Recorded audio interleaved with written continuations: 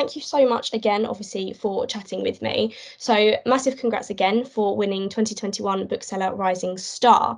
So can we take it a little bit back and about how you joined the publishing industry? So where were you before, and then how did you first get your foot in the door with publishing? Yeah, of course. So I never actually considered publishing at all for a career. I used to work in the charity sector. I was really passionate about helping people and wanting to have a job that I felt was really fulfilling.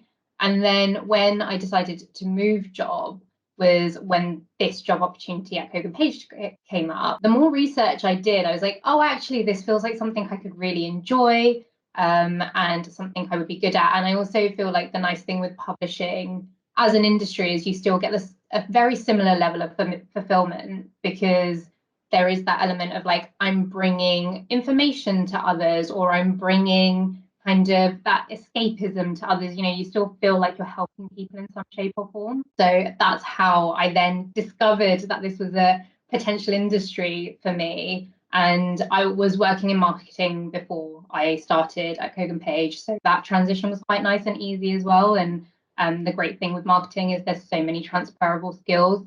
So that's how I then came to know of it.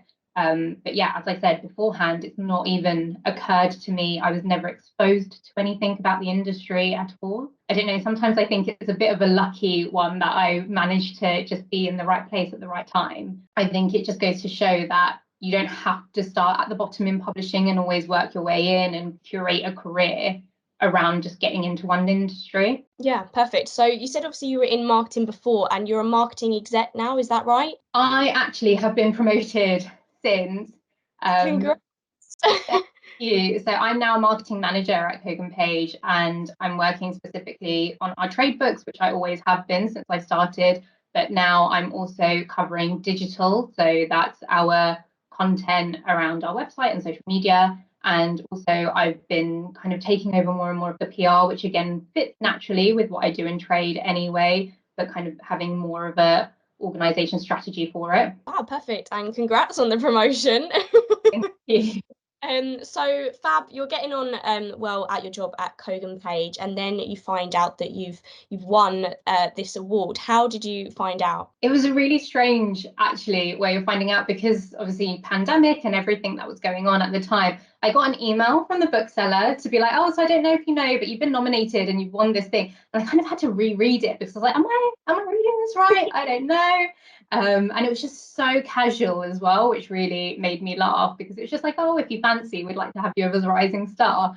So yeah, it definitely took me back a little bit, but it was very exciting. And then I was in touch with the bookseller a lot more, and the more information came through. It was a very surreal moment. For sure. I imagine really exciting as well when you're reading it thinking, is this real?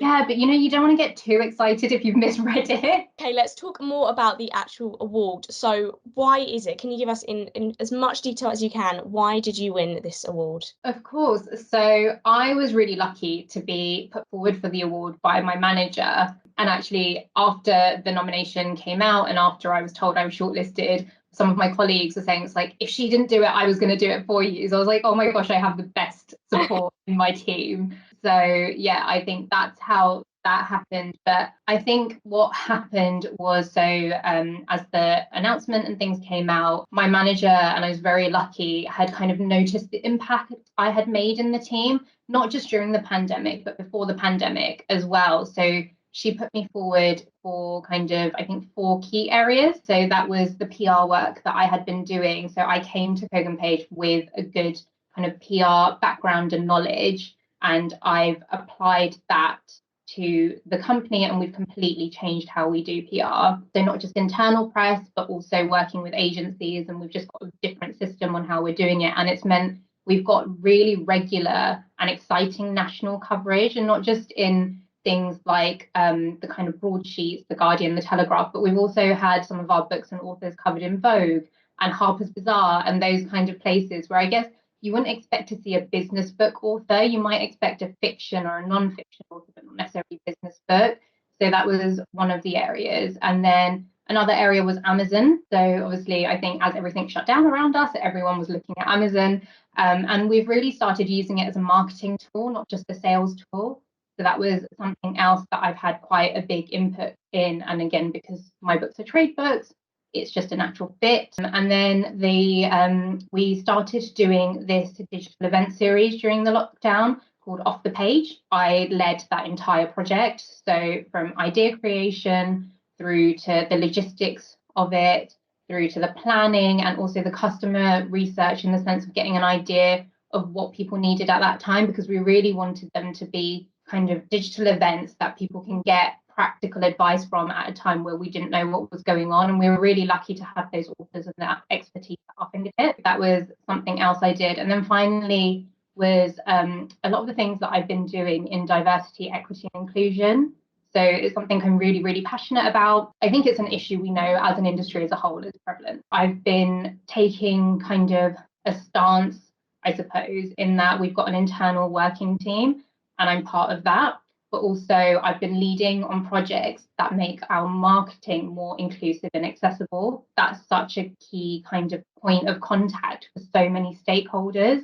So I've been leading on a lot of work in that. And then I've also been going to industry discussions, but also outside of publishing, I've been doing a lot of research, a lot of reading, attending a lot of these events and just engaging in that area. So those were the areas that I was put forward for. Sorry, that was a long list. Not at all. It's interesting to hear that you've obviously been so busy and been doing so much. And one of the things I was going to mention is Off the Page, because I feel like everyone's heard of that. I wondered if you could just talk a little bit more about that. So that's sort of like workshops and digital events, is that right? Yeah, so they started off, well, the best part is actually it was intended to be a live event series. And on the day we were going to have our first event was the day we were all sent home because of the pandemic.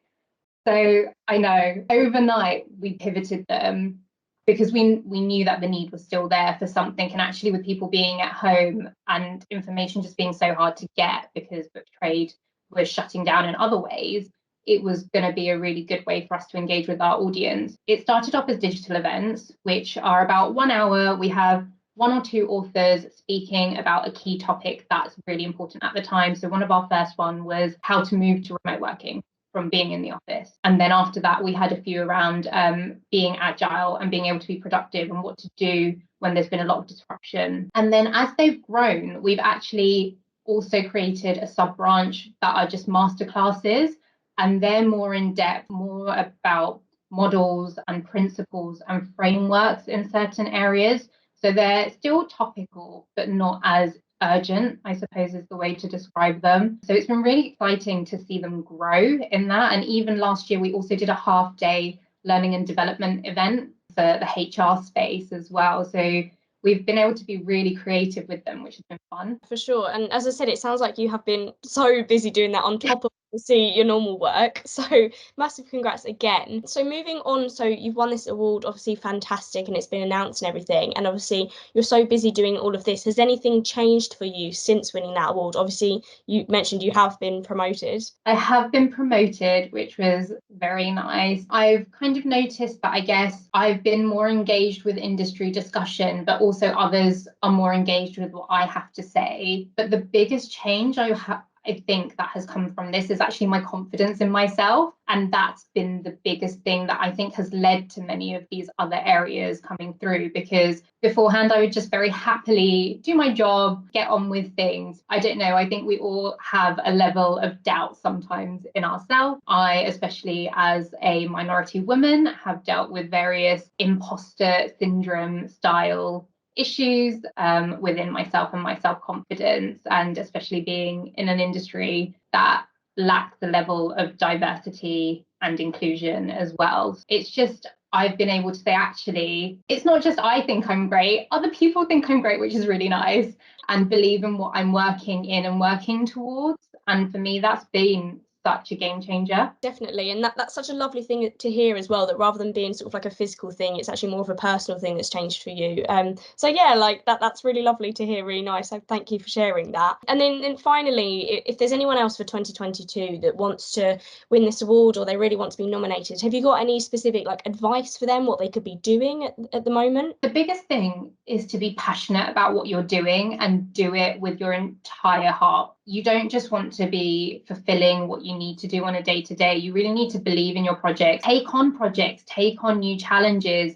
And it's not just about what's being given to you, but find where are the gaps, what else can you be doing? And I know we're all very, very busy, so sometimes that can lead to a lot of work and you don't always want to add work to your workload. But I think it's really important to be passionate about what you're doing and then show that to your manager, show that to your colleagues, grow in that sense as well. And don't be afraid of failing, because I think that's something that really holds us back, is we'll do what we know we need to be doing and we won't take on more because we're worried that actually if it fails, what will others think? Even sometimes you're like, I've got this idea, I'm not sure how to execute it though. Like, don't be afraid of that, just go for it. Figure it out afterwards, it'll be fine. No, I love that, and that's fantastic advice, so thank you so much. Is there anything else that you want to add? Any last words of wisdom? I don't know if they're necessarily words of wisdom, but I think it's really important as an industry that we kind of work towards listening to one another and encouraging one another to take some of these risks. And I think I've been really lucky at Kogan Page with such a supportive team, as I said, who have really like gotten behind me. And it's also important to do that for others. You know, if you see a colleague who may be struggling a little bit or anything like that, like really be their support, be there for them where they can kind of help and encourage and see them grow, which is really exciting as well. Let's encourage more diverse voices as well to have that platform. I think that's something where, you know, you never know if someone's feeling scared to say something or share an opinion because they don't feel like they can. You know, make sure everyone has a voice. It's amazing because before I entered the industry, it was something, like I said before, I barely knew anything about. And the moment I entered this world, I was like, oh my gosh, it's everywhere. And there are people talking about so much. And I think, you know, we can all have kind of heavy days where it can be tough. And that's in any job. But it's really nice to know that there are people there rooting for you.